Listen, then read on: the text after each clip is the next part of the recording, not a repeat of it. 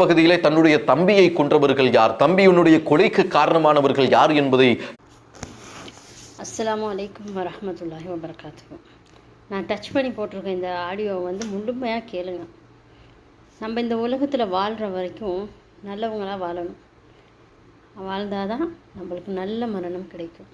அது யாராக இருந்தாலும் சரி, நம்மளை பெற்றவங்களாக இருக்கலாம், கூட பிறந்தவங்களாக இருக்கலாம், உறவினர்களாக இருக்கலாம், நண்பர்களாக இருக்கலாம். இந்த உலகத்தில் வாழ்கிற எல்லா மனிதர்களுக்கும் இதுதான் நியதி. வாழும்போது நம்ம நல்லவர்களாக வாழணும்.